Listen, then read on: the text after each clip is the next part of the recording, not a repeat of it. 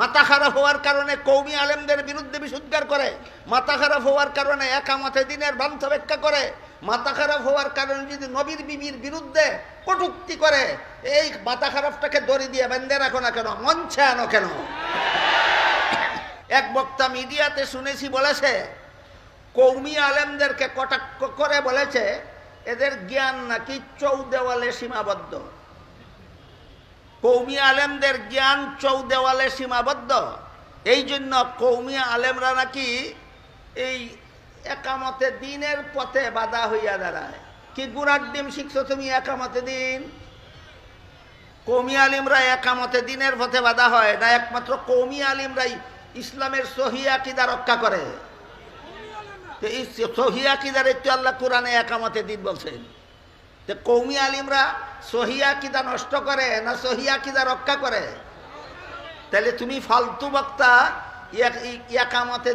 একামতে দিনের পথে কওমি আলেম বাধা হইয়া দাঁড়ায়, এই ফালতু কথাটা শিখলা কোথায়? এই ফালতু বক্তা আর এক বক্তৃতার মধ্যে বলে, নবীর বিবি খাদিজা রাদিয়াল্লাহু তাআলা আনহা জীবনে কোনোদিন এক বেলা নামাজও পড়েননি। খাদিজা রাদিয়াল্লাহু তাআলা আনহা জীবনে কোনোদিন একটা রোজাও রাখেননি। খাদিজা রাদিয়াল্লাহু তাআলা আনহা জীবনে একদিনও পর্দা পালন করেননি। বেটা বেয়াদব নবীর বিবি সম্পর্কে মন্তব্য করতে তোর কলিজা কাঁপে না? এই ফালতু বক্তা অনেক দিন আগে আর এক বক্তৃতায় বলেছিল, নামাজ পড়লে জান্নাতে যাওয়া যাবে এমন কথা কোরআনের কোনো আয়াতে নাই। আমি গত রমজানে আপনাদের বন্দরবাজার মসজিদের তাফসীরে কোরআন শরীফের বিভিন্ন আয়াত বের করে উল্লেখ করে বলে দিয়েছি, কোরআনের অমুক আয়াতে তমুক আয়াতে আল্লাহ বলেছেন নামাজ পড়লে জান্নাত পাবে, নামাজ পড়লে জান্নাত পাবে। বেটা তুই কোরআন শিখছস কার কাছে?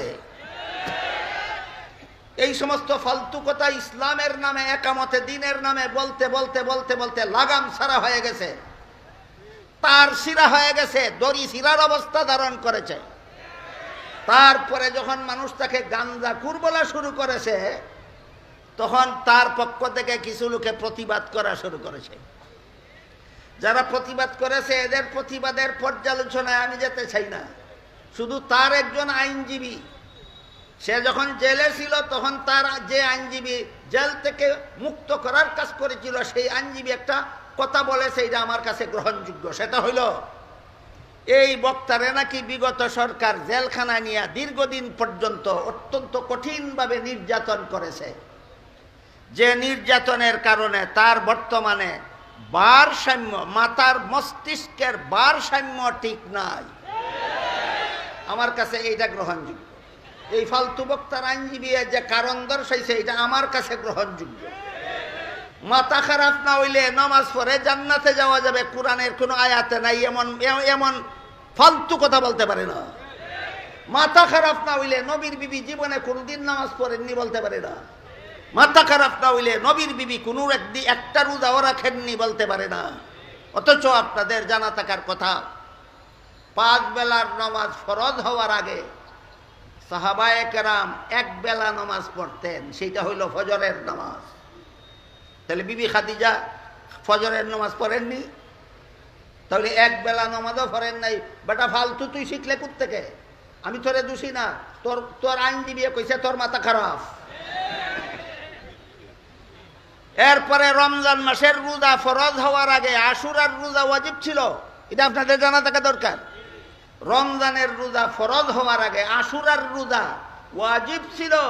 রাসূল নিজেও রাখতেন, তার সমস্ত সাহাবাগণকে রাখতে বলতেন। তাহলে বিবি খাদিজা আশুরার রোজা রাখছেন না? এই বেটা মাথা খারাপ, বিবি খাদিজা জীবনে একটা রোজাও রাখছেন না, ফালতু কথাটা শিখছস কার কাছে? এই জন্য আমরা এই সমস্ত সমালোচনায় যাব না কেন? তার আইনজীবী কইছে তার মাথা খারাপ। আইনজীবী কি কইছে? মাথা খারাপ। তাহলে আমি আইনজীবীকে অনুরোধ করে বলবো, মেহরবানি করে তোমার এই গুড়ার ডিম একামতে দিনওয়ালা এই ফালতু বক্তায় কইছে কওমি আলেমরা নাকি চৌদেওয়ালের সীমাবদ্ধ এলেম রাখে, এই জন্য কওমি আলেমরা নাকি একামতে দিনের পথে বাধার সৃষ্টি করে। শিখ বেটা আগে গুড়ার ডিম কি শিখছস? একামতে দিন কারে কয়? আর কওমি আলেমের এলিমের ফরিদি কত দূর সেটা আমি বলতে চাই না, তোমার এলিমের ফরিদি কত দূর। তুমি যে বলো কোরআনে আল্লাহ বারবার বারবার বারবার বিভিন্ন আয়াতে বলেছেন নামাজ পড়লে জান্নাতে যাবে, নামাজ পড়লে জান্নাতে যাবে। তুই বেটা একটা আয়াত কোরআনে খুঁজে পাস না, তুই চার দেওয়ালের বাইরে গিয়ে তোর এলিমের ফরিদি বাড়লো কত? কাজেই আমরা এই সব কথা বাদ দিয়া শুধু তার আইনজীবীর কথাটা আমি গ্রহণ করি।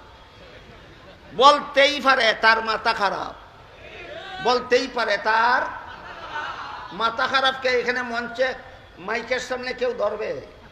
তো মাথা খারাপ হইলে এই ফালতুটারে মাইকের সামনে নেও কেন?